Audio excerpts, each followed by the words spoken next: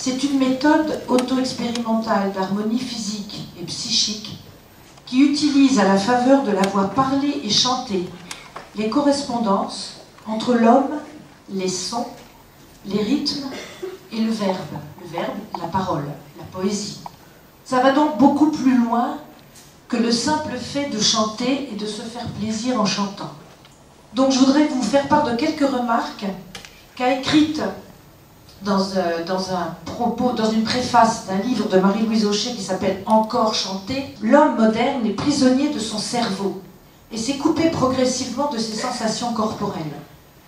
La psychophonie demande un retour à une présence de soi-même et à son corps, à ses sensations. Ce mot « sensation » est très important. Le sensoriel, la sensation par rapport au chant, est quelque chose de très important. Le chant, ce n'est pas une mécanique. Il ne faut pas que ça soit une mécanique qui vient de l'extérieur, mais il faut que ça soit quelque chose qu'on recrée soi-même avec ses moyens physiques.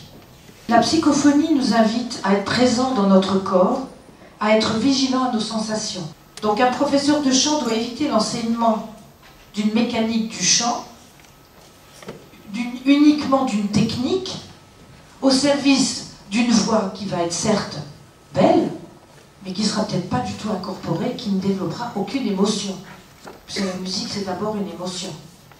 Donc la voix bien posée, qu'elle soit parlée ou chantée, entraîne un équilibre indispensable. Pour bien penser, pour bien agir, il faut être présent à son corps et à soi-même. Pour bien chanter, c'est exactement la même chose.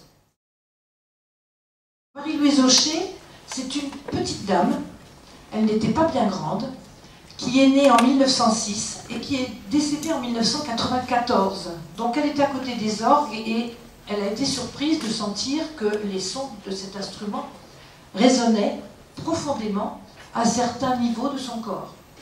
Ça a été sa première prise de conscience.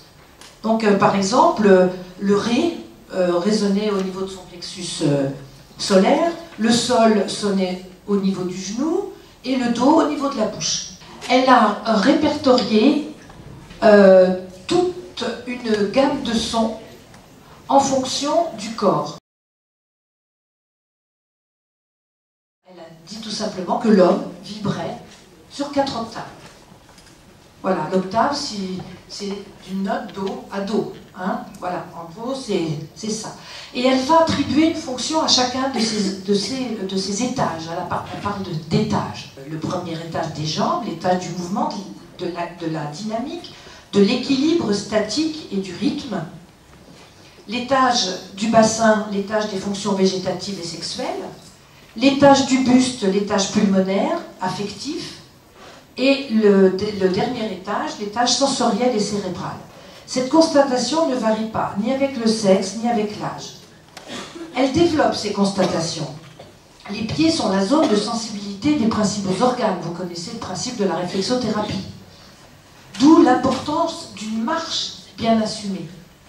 La marche, le simple positionnement du corps, le simple fait de marcher correctement a une importance vitale et provoque un regain viscéral vital.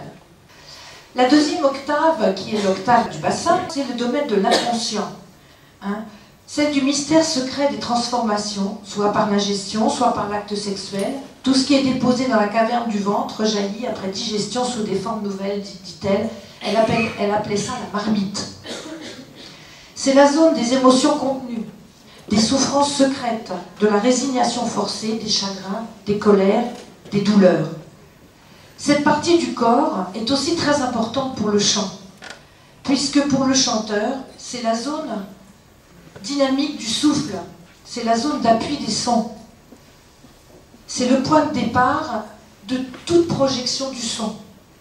On ne chante pas avec sa gorge, on chante avec son ventre. La troisième octave est le référentiel affectif, le système respiratoire, la distribution de l'oxygène. C'est aussi la zone de l'expression du chant. C'est une zone qu'il faut ouvrir pour chanter, parce que cette zone-là est la zone qui va vers les autres. C'est celle du don, du chant, qui va vers les autres. La psychophonie propose à l'orateur comme au chanteur une méthode d'éducation et de rééducation qui tient compte de la double faculté de l'homme. L'homme est émetteur du son, par l'émission du son, est en rapport avec deux sens, le goût et l'odorat. L'odorat, on peut imaginer facilement, on respire pour chanter. Et l'odorat, pourquoi? Parce que les mots sont dans la bouche, qu'il faut les mettre en bouche. Quand on chante, il faut travailler l'articulation, donc il y a une certaine gourmandise aussi à chanter et à parler. On est récepteur du son par les oreilles et par le toucher, par le tact. On est transformateur du son par la vue. Il y a 3 onomatopées qui aboutissent dans notre résonance de tête au quart avant-supérieur de celle-ci. Donc toute cette zone-là, ce sont ce qu'elle appelle les onomatopées mentales. D'autres onomatopées font tressaillir la région du plexus solaire. Donc c'est les onomatopées de l'étonnement, de l'indignation, du rire. C'est le point 5 du chanteur. En haut du thorax, on ressent, c'est le point 2. Vous voyez, le point 2 à cette zone-là, qui correspond aussi à un plexus. Donc ce point 2, c'est le point de l'admiration, de la tendresse. Toutes ces émotions arrivent sur le devant du corps et sont régulées par le dos du corps. Elle a eu l'idée de chanter derrière le dos des gens. Et donc, sur 3 octaves, donc il faut effectivement avoir une voix étendue, et elle a eu des retours de vibrations, des retours et des indications très importantes. Elle a cultivé ça, ça ne s'est pas fait du jour au lendemain, elle a travaillé ça. Et elle a appelé ça le cliché sonore, qui est pratiquement, qui ressemble beaucoup à une radiographie, ni plus ni moins, sonore. Donc les médecins intéressés par sa méthode lui ont demandé d'intervenir dans certains hôpitaux et l'ont encouragé dans ses recherches. Donc elle a travaillé à l'hôpital Bichat, à Paris, avec des enfants caractériels et déficients mentaux légers. Et la psychophonie leur a apporté une harmonisation corporelle et un apaisement. À l'hôpital Trousseau, auprès d'enfants ayant des retards de croissance, cela favorisait leur développement respiratoire et circulatoire et leur donnait une joie de vivre et un meilleur équilibre. Tout ça, ça a été scientifiquement reconnu par les médecins qui l'entouraient. Elle a appliqué sa méthode aussi à de grands malades mentaux à l'hospice de Charenton. Le fait de chanter, de travailler sa voix à elle, qui se répercutait sur les malades, et la voix des malades, déclenchait un massage vibratoire bénéfique aussi chez des adolescents. La psychophonie peut apporter beaucoup de bien-être aux personnes âgées, aux malades d'Alzheimer, aux malades tout court. Peut être aussi une forme d'accompagnement par des ateliers de chant, leur faire chanter leurs chansons d'autrefois, et puis des chansons nouvelles également.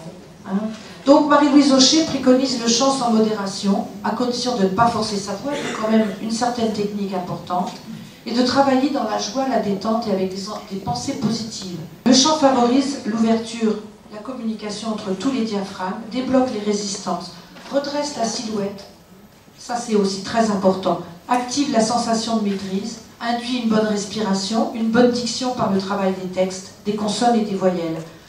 Tout cela aboutit peu à peu à une clarté dans le corps entier, une meilleure maîtrise de ses émotions, une meilleure santé, ainsi qu'une meilleure connaissance de soi. Par rapport à la musicothérapie aussi, Marie-Louise Aucher dit que la psychophonie est plus éducative, initiatrice et a un impact plus profond.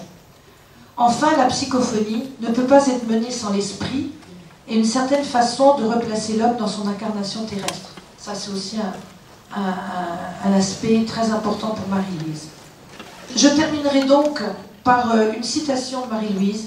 « L'émission d'une voix bien conduite, quel que soit le sexe, l'âge ou les orientations sociales d'un être humain, est un moyen incomparable d'équilibre vital. » Je vous laisse méditer cette phrase.